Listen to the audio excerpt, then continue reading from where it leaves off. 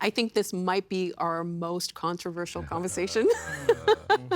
When we talk about the movie canon, like the movies that everybody should watch, I think it's a very personal experience, but also society, like the zeitgeist. There are movies that everyone should watch, right? For a long time, I hadn't watched Star Wars.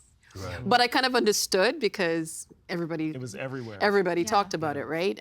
So what would you say is the best movie of all time? Cameron, I'll start with you. My God. Come on, man.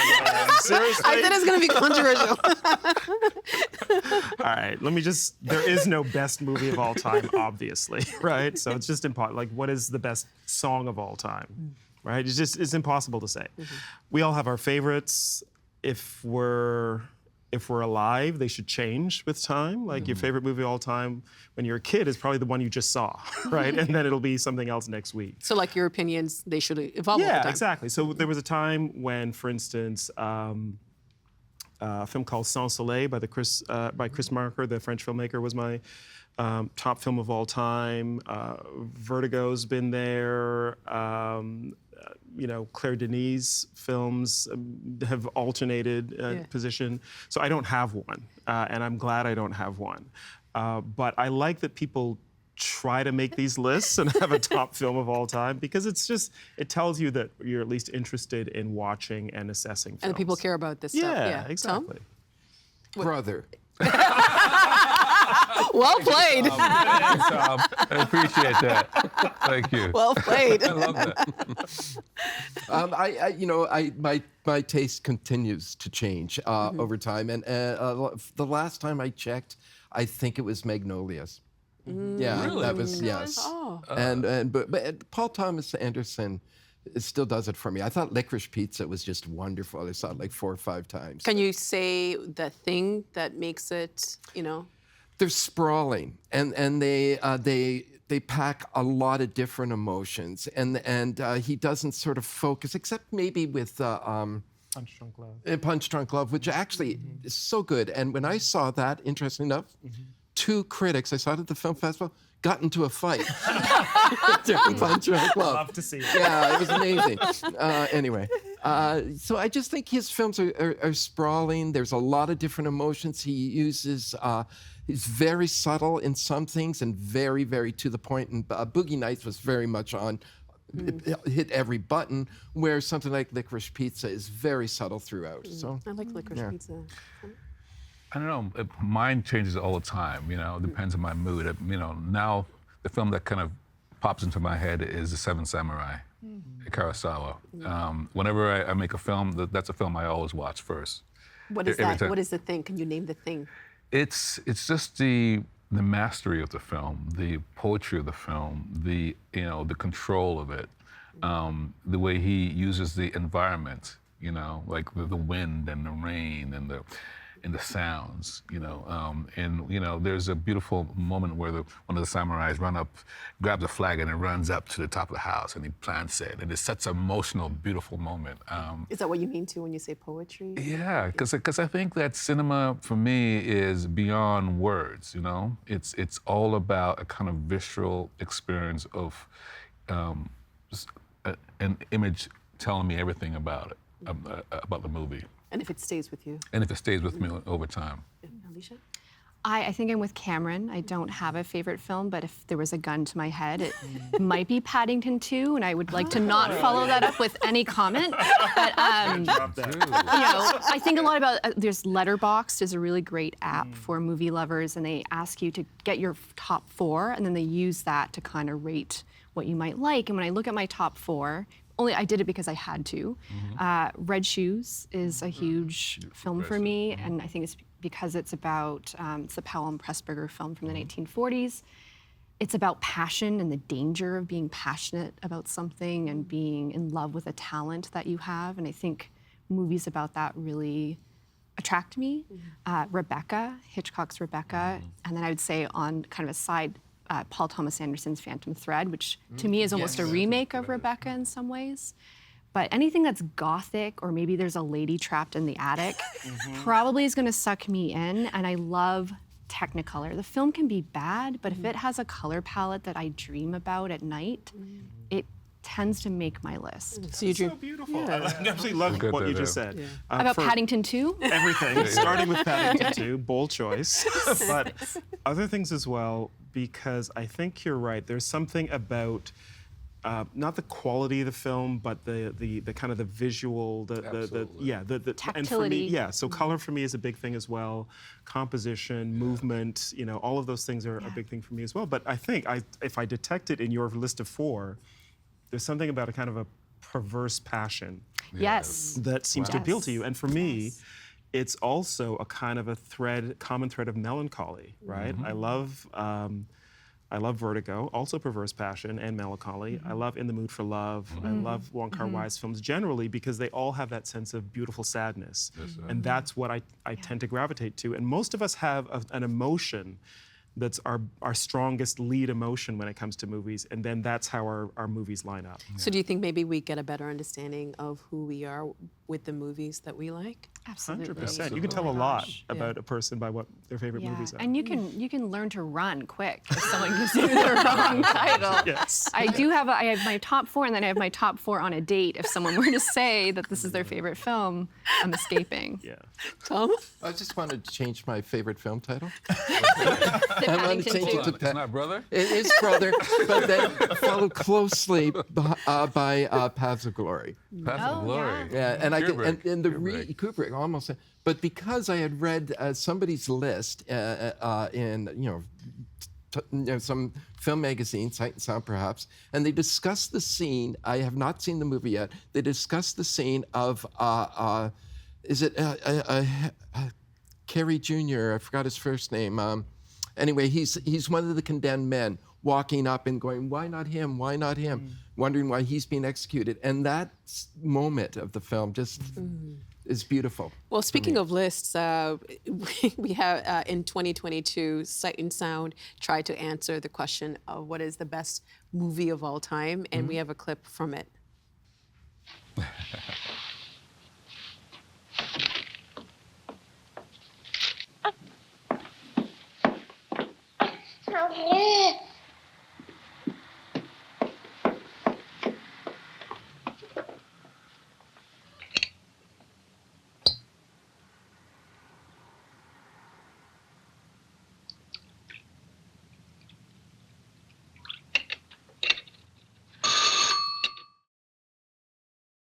So part of the title of that movie is Jean Diamant, and looking at that and thinking that is the best movie of all time. First, have any of you seen this Of course, movie? yes, Oh. multiple Yes. times, yes. Is it the best? Programmed it. No.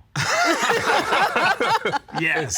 Oh, I mean, I'm I gonna voted say in that probably poll. yes. I put So it, did I. I put it number 2. Where did you didn't have it at all on your list? I didn't have it at all on my list. Okay, Alicia? I didn't vote. It's up there. I mean, I've programmed it a number of times. It's one of my most special films, and it's why? I don't know of another film that's ever done something as bold as that. And when Bold, but when you look at that scene, I haven't seen the whole thing. I do It just understand. seems so yes. mundane. Like I do that every day. It's the mundane parts that build up. This is a horror film in some ways. This has a crescendo and a conclusion that can rip a theater apart. Can you explain the premise of the I movie? don't want to spoil it, to be Yeah. honest, because I really do want people watching the show to maybe seek it out. So maybe I could just say a couple of things about it for people who haven't Yes, seen it. We yeah. show it every now and then at Tip Bell Light Box. Yeah. I try to get it in there at least once every year or two. It's the story of a woman who lives in Brussels, in Belgium, and the title is Her Name and Her Address. So that tells you already that it is just about her life. And it is a life of what seems like domestic drudgery. We see her do the things that a housewife of her time and place would do every day, but it does build to this crescendo. I'm not going to spoil it either. That is part of the point. It's made by a filmmaker named Chantal Ackerman, a feminist filmmaker who was interested in the way women's lives in particular were constrained, and then what that constraint did to women. And that is the story, and that's why it is a horror movie. It's a lot of repeated action. It's over 3 days. And so, we saw that clip where she's, I think, beating some veal cutlets and making a meal. And you see that routine over and over again. But you watch as she shifts, as her mentality shifts. And it's as simple as on that 3rd day, a piece of her, she has perfectly coiffed hair.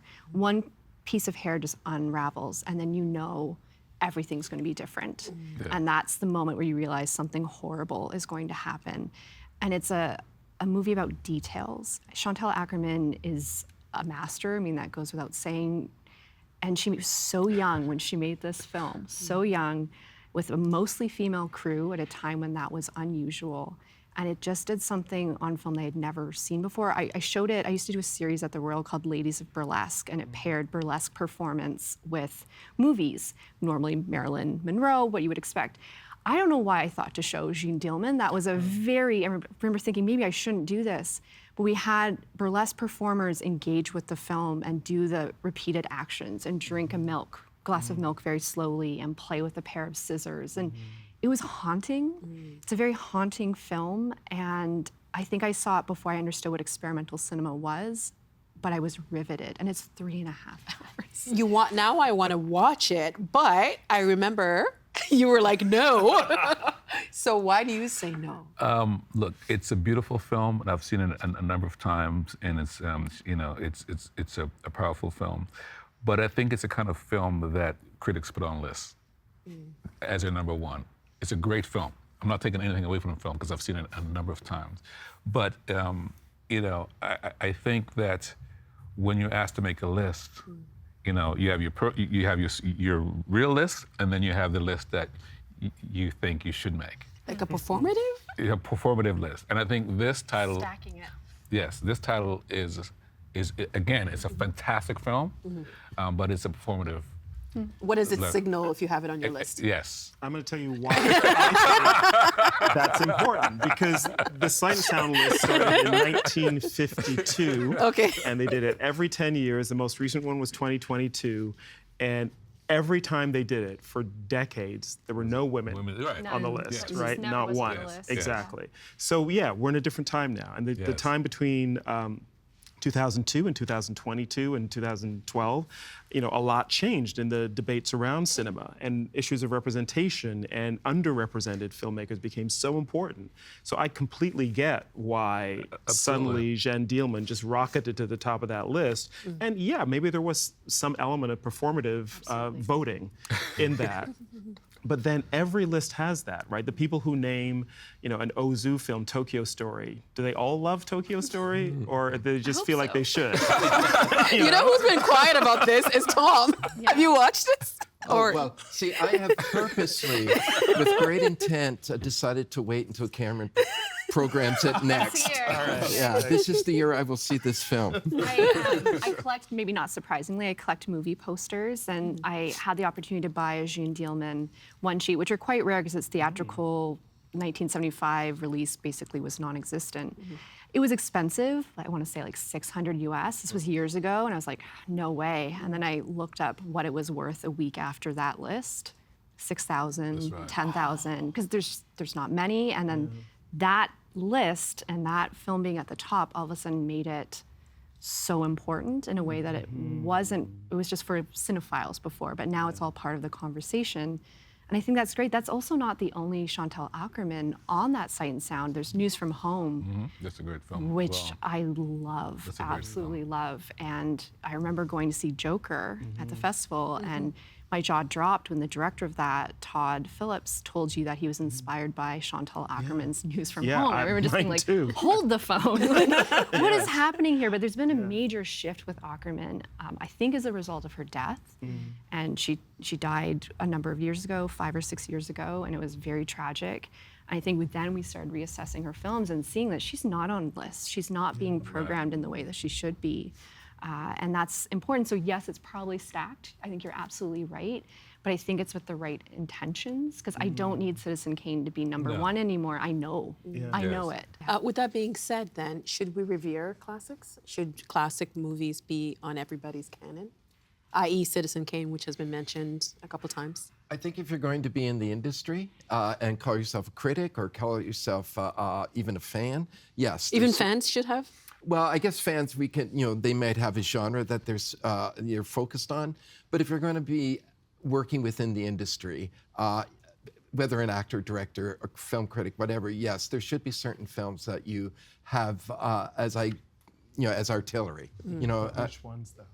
Give us. Well, I think that, okay, I can tell you how that I don't think I'm necessarily the one to choose them, but I think what I look to are directors who have established themselves as, phenomena within, in the industry. I think academics, I think they have the ability to do that, and I think certain film critics. But you mentioned that experts. she wasn't, Ackerman wasn't on lists, I women mean, weren't on the list. in a corner of Yes, film yeah. studies, Yeah. right? Feminist film studies, she was always, very high on the list, but for the most part, ignored in other corners. Does it matter who's picking the list then? It always matters. Yeah. Yes, of course Yeah. it does. Yes. Everything. Yes. Yeah. And that's why I think lists change, right? So you look at the Sight and Sound list from the 50s and 60s, it's very different than it is in more recent years. At a certain point, Hitchcock was not as revered as he was Right. when these lists were started, and that happened largely because of French film critics and other auteur critics who valued his work as a director, even though he's making very commercial films. What's happening now and needs to happen more is that the global range of cinema is expanding, and a canon and films that are important to watch are no longer just Hollywood films or films from Western Europe, but they're also, and not just films from Japan either. That was always a part of the traditional canon. Right. But you need to watch the films of Apichatpong from Thailand and other filmmakers from all over the world. And I think those things matter. You need to watch queer films, feminist films, films by women, films from, Zacharias Canuck from Nunavut. Those films have entered the canon because people keep pushing against the canon. You need to stretch it, right? It can never feel like it's fixed. Alicia? Yeah. Yeah, I think looking at something like Letterboxd and accessibility to these films, when I was trying to build my own canon as an 18 or 19-year-old at a Blockbuster, it was how many criterions do they have on disc? And I started at 1 because they're all numbered on their spine, and that's how I taught myself film until I could learn to break that canon. But today, through whether it's streaming, a lot of young people have more access than we did to the films you're talking about, to Apichatpong. And that's so exciting that I think that's what's changing the list mostly, is that it's kind of the curtain's been pulled away. Like, it's now much more democratized, and also looking at who's voting on those lists, that was a very different set of film critics than 10 years prior, vastly different. It's a really good place that we're in, partially thanks to streaming, mostly I want to say thanks to places like TIFF Cinematheque and places that can still run these films in theaters with audiences. But if you're somewhere where you don't have access to that, the fact that you can get an Apichatpong maybe through your public library streaming is very exciting. Yeah, I mean, I look at my own journey as a filmmaker. I started off watching, like I said, Hong Kong films from Hong Kong and Westerns and so forth. And then you slowly expand and you discover things. Then I discovered the French New Wave, and then I discovered films from South Korea. And then, you're constantly, as an artist, realizing that the history of cinema is huge and vast, and there's so much to take from various places. So, I would encourage anyone who wants to be a filmmaker to, yes, you have to study the classics. Yes, look at Citizen Kane, right? But then you also have to look at Andrea Arnold and Fish Tank. And it's so cool because I keep thinking of like Nollywood. It's like such a huge industry now. Years ago, if you watched a Nollywood movie, you'd see like the boom mic, people walking behind, but people love those movies. Yeah. But I think it also had to do with representation. Like they could see Absolutely. themselves on screen. Yeah. Yeah. Nollywood movies are now much bigger budget, many of them, and are premiering at film festivals or on big streaming platforms, and are working with, a level of professionalization, if that's significant, that they didn't have before. Well, it seems as if picking a canon is a very personal thing. You have the ones that everybody talks about, and you would also want to be part of the conversation. But what do you think the role of awards and best of lists, are they useful in helping us to build our canon? I think absolutely both festivals and awards are useful, in not just to pick a canon of films, but and also in illuminating films that otherwise might not be illuminated. So I think a lot of people look at awards as frivolous and self-congratulatory, and I don't necessarily see it that way. There's certainly the pomp about it that makes it look that way, but I think how many people would have seen Coda whether you like it or not. How many people would have been aware of that film or other films? So it helps, I think, with building a personal canon. And I also think both festivals and awards help illuminate smaller films. Can I just give one example? Agnes Varda, French filmmaker, who was part of the very beginnings of the French New Wave, even before the French New Wave was the French New Wave. She made one of the very first features and was a part of that whole circle of filmmakers with Godard and Truffaut and René and others. She was a woman, one of the few women in that circle, did not get the due that some of her male counterparts did. In the last, I would say, 10 to 15 years of her life, things changed remarkably because there were just different people watching her films, writing about her films, being inspired by her films. A young generation of feminist critics started a magazine called Cleo after the title of one of her films. And then by the time she passed, she was a legend, right? It should have been 50 years earlier, but it happened. And that, I think, is sort of how canons work. She's now firmly entrenched there, but the time wasn't right because of all of the different, social currents for her to actually be recognized until she was in her 80s. Oh, Yeah, I would just, I think that's, to that point, I think canons, I look at filmmakers as a canon and their works as opposed to individual films. So I would say, whether they're problematic, but I would say look at John Ford films, look at Truffaut films and whatever, as opposed to specific filmmaker films. Yeah, and also just different periods, right? I mean, cinema has all these different periods: the silent era, the sound era, post-war, the Italian realism, French New Wave, the so-called black exploitation films. So there's all these different areas that filmmakers could look at. and when we talk about canons, Alicia, what about black and white films?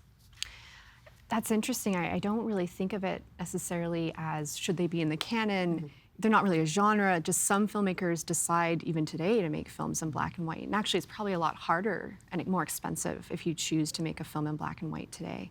But there is definitely a stigma of black and white. I think you were talking about earlier, Cameron, that films are primitive, or if it doesn't have the most cutting edge technology, then it's bad.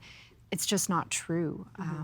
It could be black and white. It could be early Technicolor, which looks very different than how we think of color film today. There's no blues. It was red and green, and it almost looks like you're wearing weird 3D glasses. Like, all of those films are still stories that are worth telling and worth absorbing.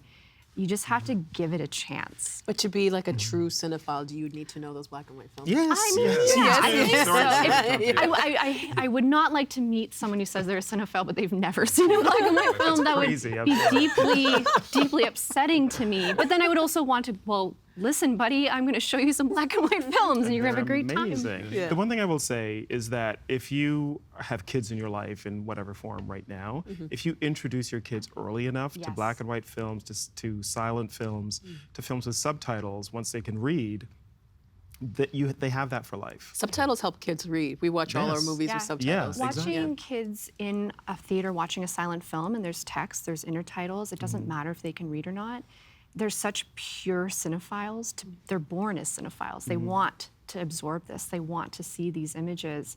They're the best audience. A 5-year-old watching a Harold Lloyd film is Amazing. magical, and they're watching it with more attention than their parents, because their parents are checking their phone, and we've been kind of trained to be bad moviegoers sometimes. But a 5-year-old, when that story is strong, when those stunts are perfect, when Buster Keaton has that house fall on him, I just see rapture in their faces, and it's so exciting. They're in the moment. Or even not even slapstick. I shouldn't have just painted it that way. Just silent film. Someone brought a 6-year-old to when I showed Passion of Joan of Arc, and I remember introducing it and locking eyes with that 6-year-old and being like, "I'm in trouble. What's going to happen here?" Like, maybe the parent just thought, "Oh, it's an old movie. It'll be fine." And there's like bloodletting, and it's a very visceral, violent film.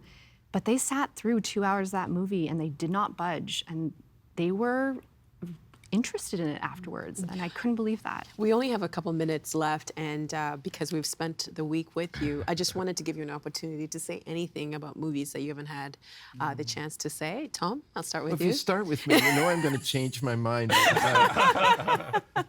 Yeah, the one thing I will say is that when you're talking about introducing film, et cetera, to people, that is one of the pure joys of my profession, is not writing critiques, et cetera, which can be fun, but it is introducing cinema to people. And I got to do that at TVO, and I think I get to do it in my personal life. There's nothing better I love. Even my tenant downstairs will phone me up and say, what movie should we watch? And I just love being able to say, this is a great film. Watch it, let me know what you think, and then talking about it afterwards. I don't know if that's the kind of wrap-up you meant, but that's what I would like to be. I would say all the mysteries of life can be answered in the cinema. That's deep. That's a good one. Alicia? That is hard Follow to that up. follow, but I would encourage people to write down what they absolutely think they hate about films or genres, and then find what is on a list of the best and go see that. Just challenge yourself, have an open mind. I thought I hated musicals and then started watching musicals. I was like, I love musicals. I didn't know that. It's very exciting. And Cameron, I'll let you have the last word. It's been an amazing conversation. I'm lucky enough in my work that I've been able to travel to see movies and to meet filmmakers as well, and been on set in Manila with a filmmaker, and townships in South Africa, or riding a taxi in Mumbai, and everybody in Mumbai can talk to you about movies, which is amazing. It's one of the richest film cultures in the world. And what I love about that is that it's a common language, a common culture that is shared in every corner of the planet. And it all comes down to the same thing, a kind of a personal, emotional reaction you have that you don't fully have words for, that happens in front of this beautiful art form. And wherever you go in the world, you can find people who have that same experience. I absolutely love that. Well, I don't want to mess it up by talking after that, but this experience is going to stay with me for a very long time. I've learned so much, and it's been such a privilege to be able to talk about this from people that understand this industry, but also your hearts. It's imprinted on your hearts. So thank you so much for being so generous. Thank we you. appreciate it. Thank you. Thank you. Thank you. The Agenda in the Summer with Nam Kiwanuka is made possible through generous philanthropic contributions from viewers like you. Thank you for supporting TVO's journalism.